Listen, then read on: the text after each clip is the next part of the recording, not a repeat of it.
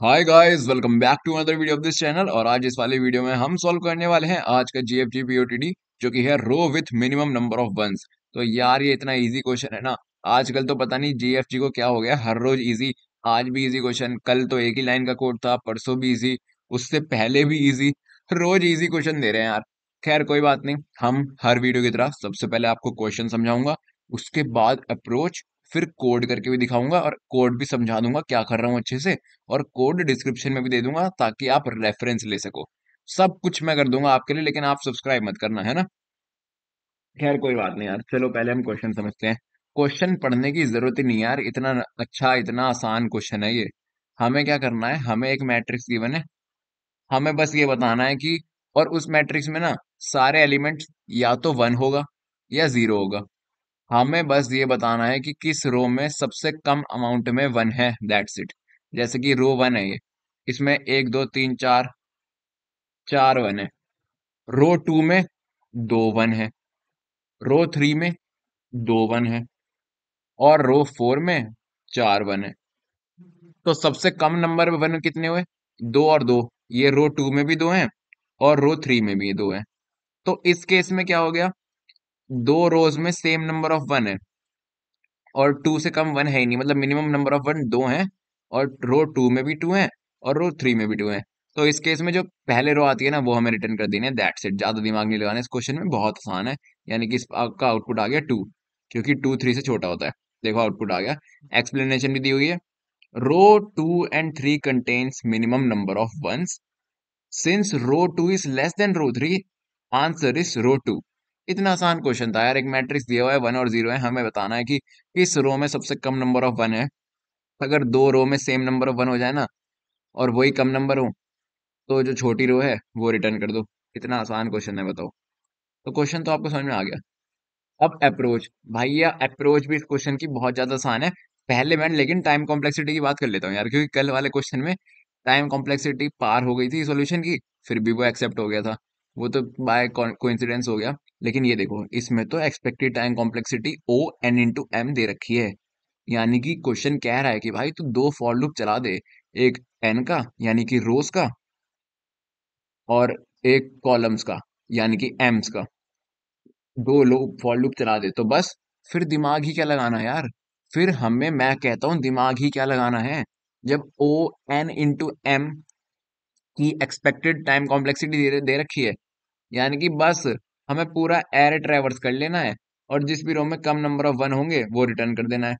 Brute force approach है guys ये, बिल्कुल ब्रूट फोर्स अप्रोच है ये। तो चलो, अब इसको एक्सप्लेन करने की जरूरत ही नहीं है ना, मैं बताता हूँ हम क्या कर रहे हैं।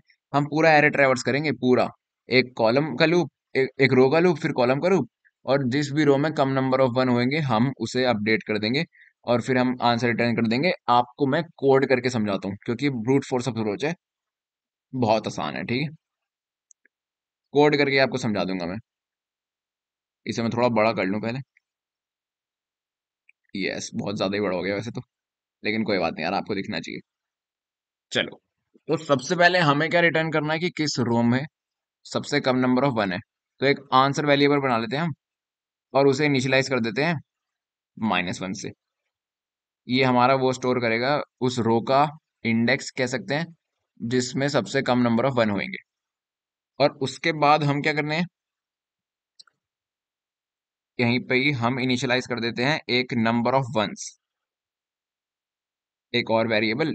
और हमें क्या करना है, हमें कम से कम नंबर ऑफ वन निकालने हैं। ये तो निकालना है ना हमें किस रो में सबसे कम नंबर ऑफ वन है। तो हम इसे इनिशियलाइज कर देते हैं इंट मैक्स से, सबसे बड़े नंबर से। ये कॉमन प्रैक्टिस होती है डेटा स्ट्रक्चर एंड एल्गोरिथम्स में, अगर आपको पता होगा कि जब भी हमें कम निकालना होता है तो हम इंट मैक्स से, और ज्यादा निकालना होता है तो इंट मिन से इनिशियलाइज कर देते हैं, क्योंकि उसके आर पार तो होगा ही नहीं ना।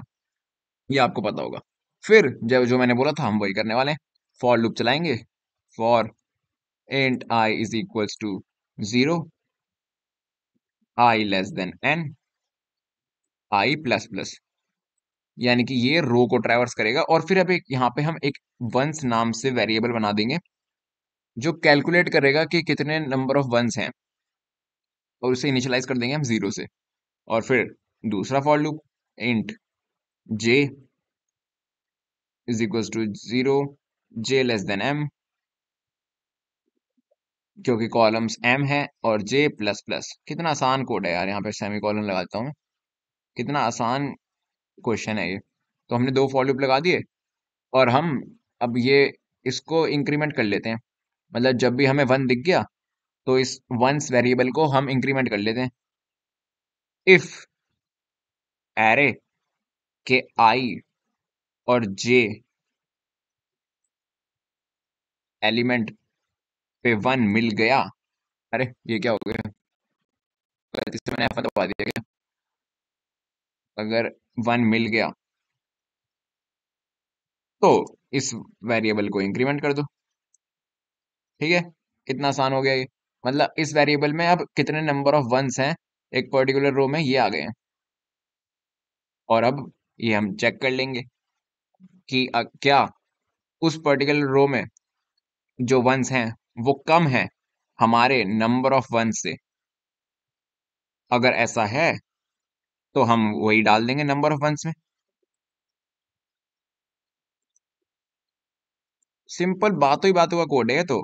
और बस हो गया फिर तो। और फिर आप एक बात ध्यान से सुनो, ठीक है। अब हमारा आंसर वेरिएबल, वो रो का इंडेक्स, पहले मैं इसे छोटा कर दूं। हमारा आंसर वेरिएबल जो है ना, वो उस रो का इंडेक्स स्टोर कर रहा है जिसमें सबसे कम नंबर ऑफ वंस हैं। ठीक है, लेकिन आंसर वेरिएबल जो है ना, मतलब यहाँ पे जो लूप है ये जीरो बेस्ड इंडेक्सिंग से चल रहा है। तो यहाँ पे इंडेक्स स्टोर होंगे रो को। पहली रो को जीरो माना जाएगा, फिर इस रो को वन, फिर टू, फिर थ्री। लेकिन एक्चुअली में तो ये हमें इस फॉर्म में देना है ना आंसर। जैसे वन टू थ्री फोर, जैसे ये वाली रो पहली रो है, ये दूसरी रो है, ये तीसरी रो है, ये चौथी रो है। यानी कि एक्चुअल में वन बेस्ड इंडेक्सिंग चल रही है। अगर हम रियल लाइफ में देखें तो ये पहली रो है ना, ये दूसरी रो है, ये तीसरी रो है, ये चौथी रो है। लेकिन लूप में I is equal to zero है, यानी कि जीरो बेस्ड इंडेक्सिंग चल रही है। तो उस हिसाब से तो ये जीरो रो हो गई, ये वन रो हो गई, तो आंसर गलत हो जाएगा ना। इसलिए हम वन बेस्ड इंडेक्सिंग में ही आंसर निकालने के लिए आंसर को इज इक्वल टू आई करने की जगह आई प्लस वन कर देंगे। That's it. हो गया ना वन बेस्ड इंडेक्सिंग, और हमारा निकल गया आंसर। और एंड में उसे रिटर्न कर देंगे, रिटर्न आंसर। कोड को मैं एक बार कंपाइल कर लेता हूँ, और उसके बाद सबमिट करने से पहले ना आपको मैं एक और बार समझाऊंगा। वैसे तो कोई जरूरत है नहीं, क्योंकि बहुत आसान कोड था ये। टाइम कॉम्प्लेक्सिटी भी बहुत ज्यादा एक्सपेक्टेड दे रखी है। देखो कंपाइल भी हो गया। सबमिट करने से पहले एक बार आपको समझाना जरूरी है, ताकि आप बिना समझे ना जाओ इस वीडियो से, है ना। देखो हमने क्या किया है। हमने एक इंटीजर वेरिएबल आंसर इनिशियलाइज कर दिया -1 से। ये वेरिएबल हमारा उस रो का इंडेक्स स्टोर करेगा जिस रो में सबसे कम नंबर ऑफ वन है। बस इतना ही किया है हमने। उसके बाद हमने एक वेरिएबल नम वन नाम से इनिशियलाइज कर दिया।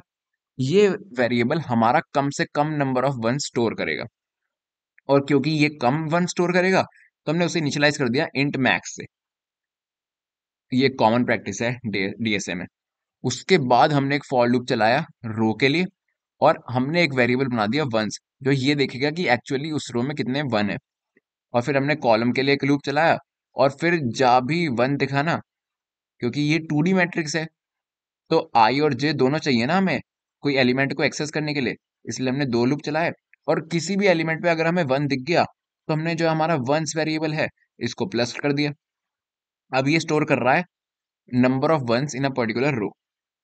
और फिर हमने देखा कि अगर उस रो में, पर्टिकुलर रो में, हमारे नम्स वंस वेरिएबल से कम वेरिएबल है, कम वन है, यानी कि वंस में कम अमाउंट ऑफ वन है नम्स वन से, तो हमने नम्स वन की वैल्यू वंस के बराबर कर दी।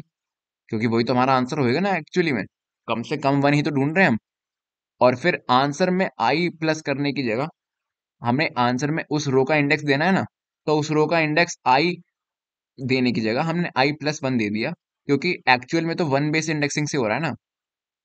यहाँ पे फॉर लूप में I is equal to zero से स्टार्ट हो रहा है। यानी कि अगर हम आई दे देते आंसर को, तो ये वाली रो हो जाती जीरो, ये वाली रो हो जाती वन, ये वाली टू, ये वाली थ्री। लेकिन एक्चुअली में तो हमें पता है ना कि ये वन रो है, और ये सेकंड रो है, ये थर्ड रो है, ये फोर्थ रो है। इसलिए रियलिटी से कनेक्ट करने के लिए हमने वन बेस्ड इंडेक्सिंग यूज कर लिया, आई को प्लस वन कर दिया, दैट्स इट। एंड में हमने आंसर रिटर्न कर दिया। और अब मैं इस कोड को सबमिट कर देता हूँ। तो यार मेरे को लगता है कि मैंने आपके दिमाग में ये कोड, अप्रोच, क्वेश्चन अच्छे से घुसा दिया है। साथ ही साथ बाकी सारे टेस्ट केस भी पास हो गए हैं। और फाइनली हमारी स्ट्रीक हो गई है 51 डेज की। तो यार अगर आपको थोड़ी सी भी हेल्प मिलती हो ना इस चैनल से, तो इसे सब्सक्राइब कर लिया करो, क्योंकि रात के 12 बजे तक जाग जाग के वीडियो बनाने की मोटिवेशन ना मेरे को आपके सब्सक्राइब से ही मिलती है। मैं मिलूंगा आपसे अगली वीडियो में, तब तक के लिए बाय।